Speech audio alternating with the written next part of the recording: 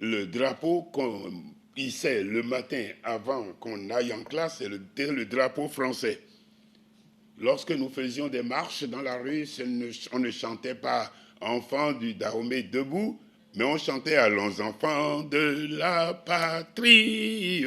Alors, si vous me demandez quel était le sentiment, oui, ma patrie, je ne pensais pas que c'était le Dahomey. Puisqu'on me disait que c'était la France, ma patrie, et que même quand on m'enseignait l'histoire, on disait nos ancêtres les Gaulois. Alors donc, dans l'imaginaire de l'enfant, on sème ces idées-là. Et l'indépendance, quand elle va arriver pour moi, c'est un bouleversement complet. Donc, l'enfant que j'étais à l'école, les chansons, la langue que je parlais me montrait que ce n'était pas dahoméen. Et que donc, il y a un autre pays qui s'est superposé à ma patrie. Je ne concevais pas encore le Dahomey comme patrie. Je suis de la région d'Abomey, où tout parle de Béhanzin. Je suis d'une famille dont la mère de Guézo était originaire. Pour moi, donc, il y avait le Dahomey et puis il y a la colonie du Dahomey. J'avoue que je ne savais pas ce que je sentais. Mais ça flottait dans mon esprit. Parce que quand j'ai commencé l'école, on nous a appris beaucoup de chansons. La France est belle, son destin sont bénis, bénis, vivons pour elle, vivons, vivons pour elle. J'ai appris ça et j'ai chanté. Mais un peu plus tard, on m'a appris en année 1939, en année 1939, en année 1940, nous avons fait la guerre et nous sommes français. Et à l'école, on m'a enseigné,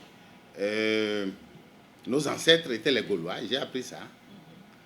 Bon, mais je je voyais d'autres choses et je ne comprenais pas. À un moment, on a fait comme tout le monde, on était français, nous chantions, vous avez chanté, n'est-ce pas Enfants du Dahomey, de la Bourse des Villes, souvenons-nous toujours que nous sommes français, toujours français. Je peux vous le chanter. Enfants du Dahomey, non, salut à toi, terre dahoméenne, terre sacrée où dorment nos aïeux. La France un jour t'adopta comme sienne. Et dès ce jour, enfants, soyons heureux. Depuis ce jour, nous avons l'espérance de mériter ce qu'elle a fait et de grand cœur. Nous te disons aux France, dès maintenant, tu peux compter sur nous. On a chanté tout ça. Mais vous le chantiez à quelle occasion Dans les écoles. Toujours. Dans les écoles, au drapeau, au sport, etc. On avait beaucoup de ça. On a chanté pour Marshal Pétain. Marshal Pétain, on l'a célébré, n'est-ce pas, etc. Donc, tout ça. Bon. Et puis, un beau jour, on trouvait que tout ça était absurde. Absurde, bon, on voit pas pourquoi. Donc, l'appartenance est agrandie. L'important était d'abord être citoyen français, parce que nous étions dans le sens où nous-mêmes, et d'ailleurs, un homme comme Césaire, martiniquais, discours sur le colonialisme, a toujours été pour une sorte d'égalité, pas tellement d'indépendance territoriale. Et il voyait plutôt l'humanité, il voyait plutôt cet aspect-là. Et donc, nous essayons d'abord cet aspect privilégié. Et le français était assimilationniste et non autonomiste comme les Anglais. Alors, c'est après que ça a grandi qu'on s'est dit non, il faut qu'on soit nous-mêmes. On se sentait français, oui. Mais vraiment, en tant que ruraux, on ne mesurait pas la portée de cela. D'accord. Ceux qui avaient vécu dans les villes et qui ont participé à toutes les gestations qui ont eu lieu dans les colonies entre les assimilés, les non-assimilés. Vous savez, le Dahomey était divisé avant l'indépendance. La colonie était divisée avant l'indépendance en des communes de droit, de plein exercice. Et vous voyez, donc il y avait des Français, des Dahomey français, à part entière, des Dahomey français marginalisés. Bon, tout ça là, c'est dans les villes, ça. Par contre, pour ceux qui viennent de l'arrière-pays rural, ce qu'on avait de tout ça, on ne mesurait pas la portée. Est-ce que vous êtes originaire de quelle région? Moi, je suis originaire de la région de Savais. Donc, tous ces enjeux sur l'assimilation, sur les avantages de la colonie, ça ne nous disait rien pratiquement. C'était pas une réalité. C'était pas une réalité qu'on a vécue à travers les faits de tous les jours. On employait une certaine expression, on disait les bétanos. Bêta étant les gens, on dirait pratiquement des gens qui sont de la brousse. Vous voyez? Ceux qui ne sont pas de la ville. La ville étant la capitale, la grande ville de Porto-Novo, où vivraient, entre guillemets, les gens, je dirais, civilisés. Voilà qu'on sort ma carte d'identité, on me met dessus Goum. Je vais au centre administratif, je dis, est-ce que vous pouvez me rectifier ça? Je ne suis pas Goum, je suis plat. Prenez le sens de cette réaction. Je suis plat, je ne suis pas Goum. C'est-à-dire que je me voyais déjà différent dans cet ensemble par rapport à Porto-Novo, et je me voyais déjà, sans employer le mot colonisé, vous voyez, comme des gens qui, de cette région-ci, ont été colonisés par les Goum. C'est assez mitigé, c'est difficile à dire parce que bon, nous étions dahoméennes, mais à l'école, on nous obligeait à nous sentir françaises. C'est-à-dire qu'à l'école, nous étions obligés de parler français tout le temps. À la maison, nous pouvions parler nos langues, Mina, Fon, Goum, Bariba, comme vous voulez. Mais à l'école, nous étions obligés de parler français tout le temps. C'était, dans une certaine mesure, c'était bien parce que ça nous formait vraiment. Il y avait certains liens entre nous toutes. Garçons et filles, on parlait tous français, mais à la maison, nous parlions nos langues. Mais on n'était pas, pour nous, il n'y avait pas de problème. Mais nous, on savait très bien que nous étions africains, que nous étions dahoméens d'abord, mais on nous inculquait aussi l'idée que la France était la mère patrie, que nous appartenions à la France, que bon, la France qui est très loin, mais enfin, nous étions ensemble dahoméens et français. La patrie n'était pas dahoméenne en ce temps-là, c'était la France. On chantait la France en ce temps-là. On chantait même la Marseillaise. La France est belle, ses destins sont bénis, vivons pour elle, vivons unis. Vous voyez? Donc, ça, vous le chantiez à quelle occasion, par exemple? Ça, quand j'étais à l'école, on apprend toujours la France dans les chansons. Bien sûr. Vous voyez?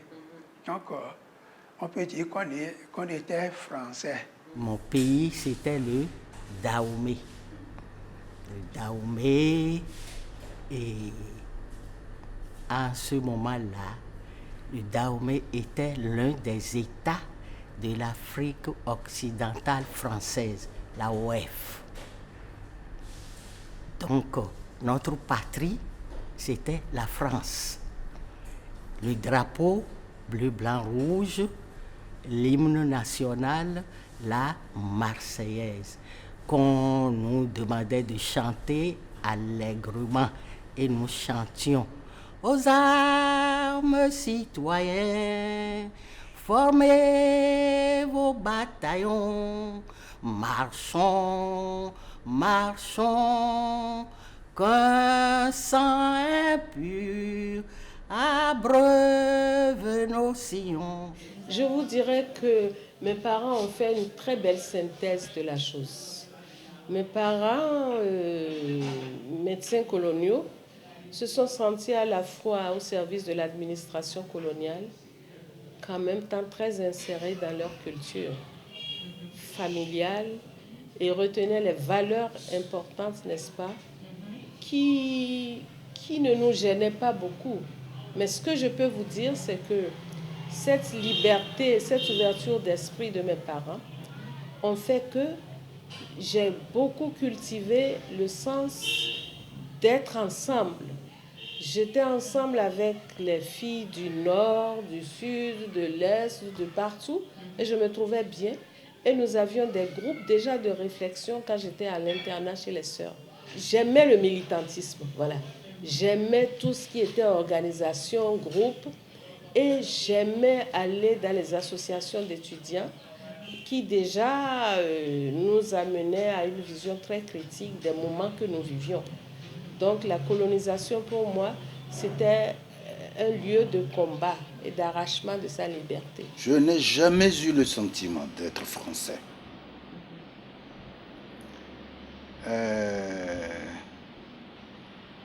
Le sentiment d'appartenir à une communauté, à un pays sous domination, a toujours été très fort chez moi.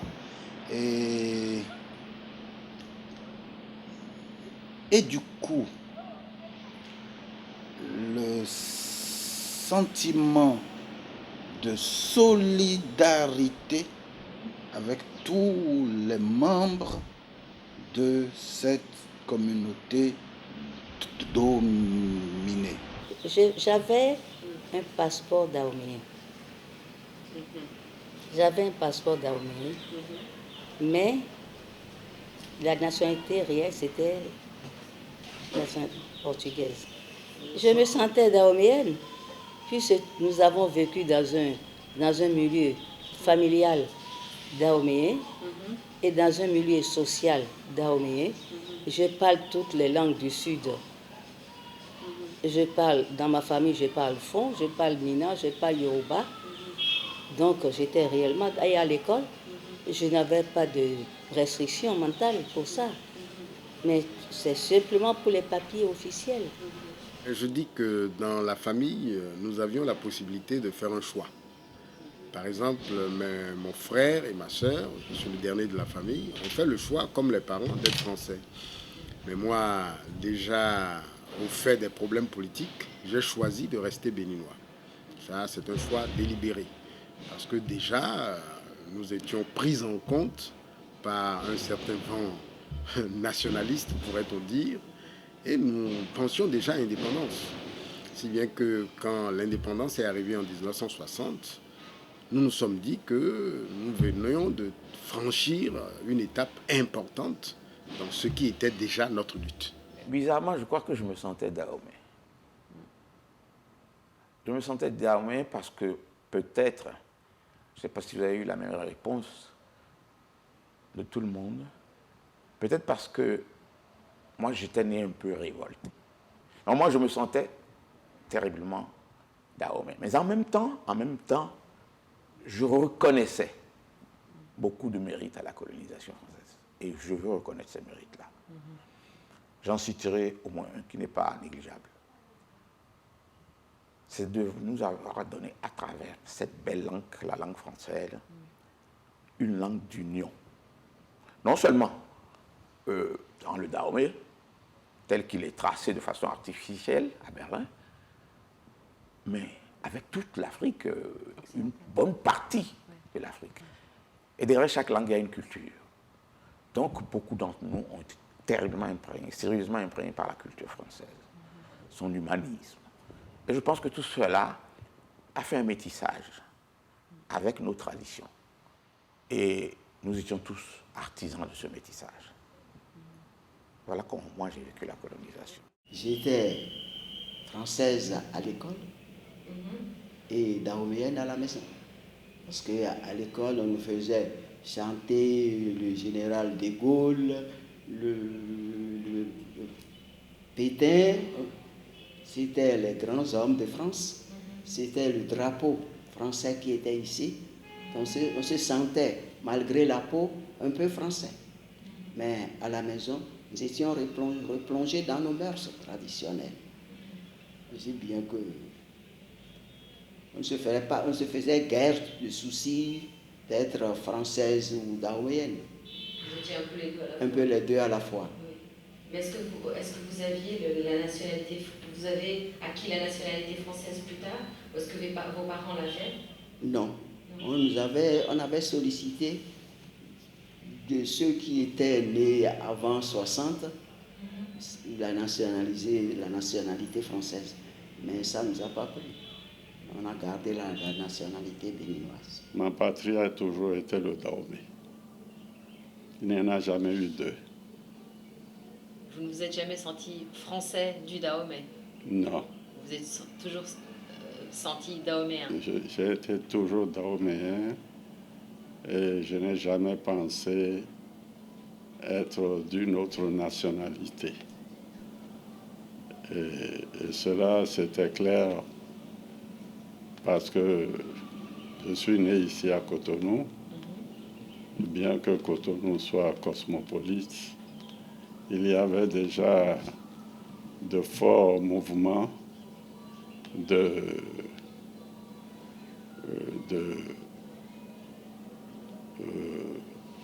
recherche d'indépendance. J'ai passé une bonne partie de mon enfance à Kobe.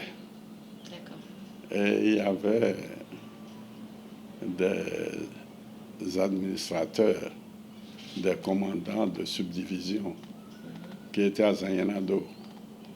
Et ces commandants-là ne se comportaient pas de façon à faire dire du bien de la France. Parce que si vous ne disiez pas bonjour au commandant, il vous entraînait en prison. Si vous gardez votre casque, parce qu'on portait le casque à l'époque, d'un bras, il basculait votre casque. Quand il s'agissait du pays, nous étions des Dahoméens, mais officiellement, nous étions des Français, puisqu'il n'y avait pas d'État dahoméen, n'est-ce pas? Et nous étions très francophiles. Très francophiles. Par exemple, il y a des chansons qui montrent bien salut à toi, terre dahoméenne, terre sacrée, où dorment nos aïeux. La France un jour t'adopta comme sienne. Et d'être 16 enfants, soyons heureux. Depuis ce jour, nous connaissons la gloire de mériter ce qu'elle a fait pour nous. Et de grand cœur, nous te disons, ô France, dès maintenant, tu peux compter sur nous. Enfants du Dahomey. Voilà. De la bourse ou des villes, souvenez-vous toujours que nous sommes Français, quel que soit l'avenir, confiants et tranquilles, nous resterons Français, toujours Français. La colonisation était un fait qui nous paraissait normal. Et c'est plus tard qu'on a découvert qu'on n'était pas tout à fait la même chose que les autres. C'est plus tard. Et pendant longtemps, ça a été une espèce de revendication, non pas d'indépendance, mais d'égalité. Pendant longtemps, on n'a pas parlé d'indépendance, moi compris. Nous avons parlé d'égalité. Nos pères et les siens, ceux de sa génération, qui se battaient, qui étaient des hommes politiques, entre guillemets, se battaient pour l'égalité, des droits et des devoirs. Nous sommes Français. Il y a deux catégories de Français, ceux de France qui ont des droits, et lorsqu'ils sont ici, ils ont des droits. Nous, les Français d'Afrique, de seconde zone, qui n'avons que des devoirs. Donc, toute la revendication consistait à obtenir les mêmes droits, puisqu'on avait les mêmes devoirs. C'est après, au fond, malgré que l'indépendance soit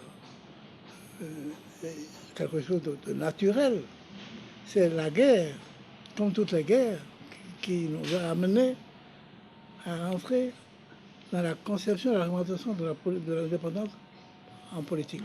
Je me sentais dahoméen, je me sentais libanais quand j'arrivais à la maison et que mes parents me parlaient en libanais, me mettaient la raclée parce que je faisais une bêtise. Mais dans la rue, on était tout le temps en train de relever.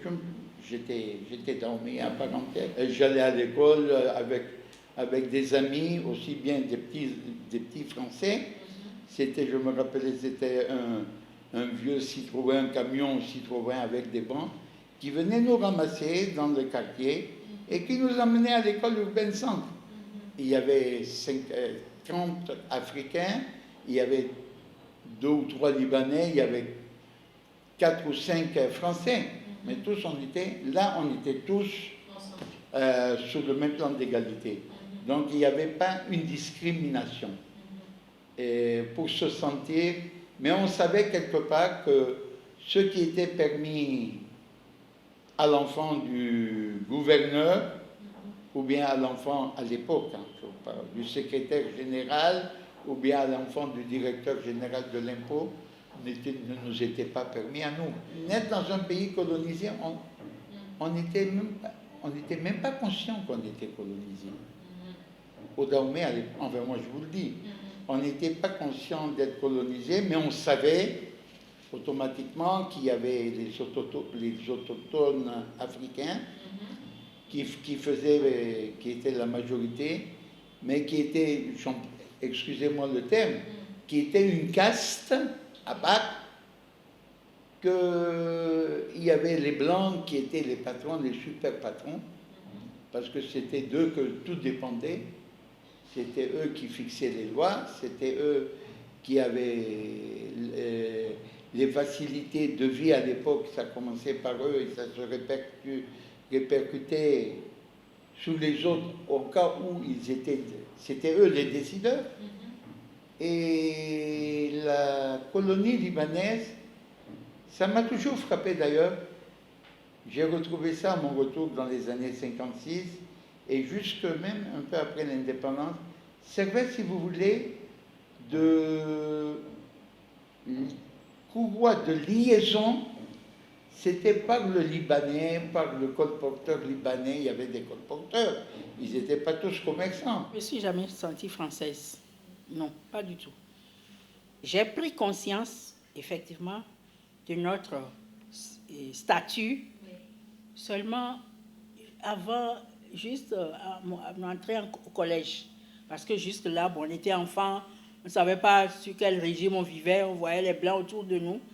Mais bon, ayant appris avec l'histoire, à l'école primaire, un peu une bribe, bon, c'est là qu'on avait appris les rois, notre roi Béhanzin surtout, on parlait surtout en histoire de Béhanzin, comment Béhanzin a résisté aux Français et tout ça.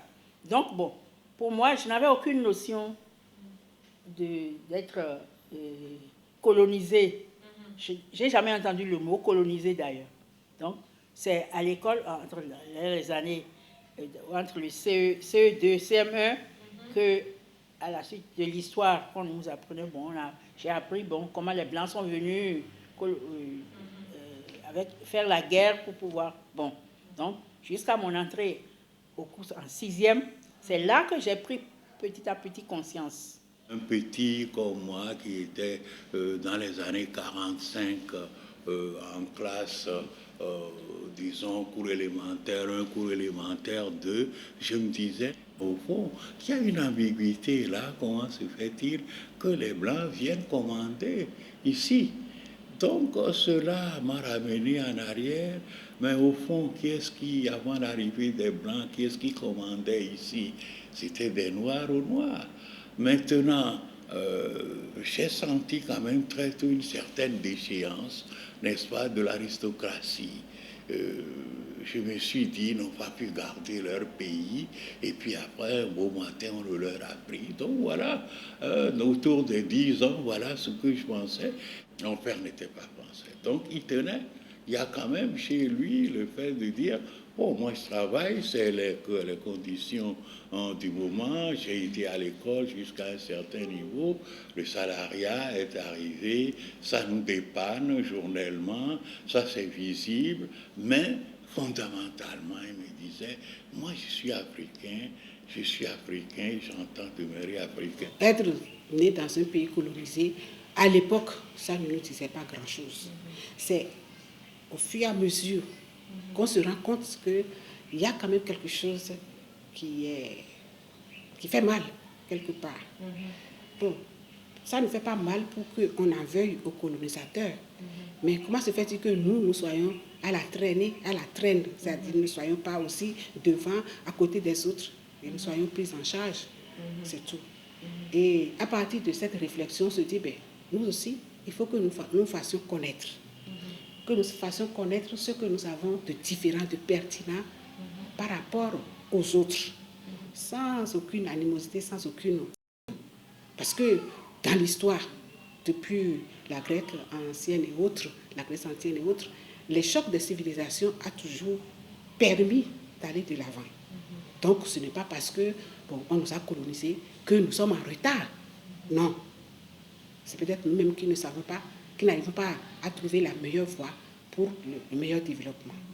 C'est mon point de vue. Moi, je ne me suis jamais sentie française. Jamais. Ni ici, ni en France. Bon, je savais que je suis née au Dahomey, à Abomey. Je suis aboméenne, je suis dahoméenne.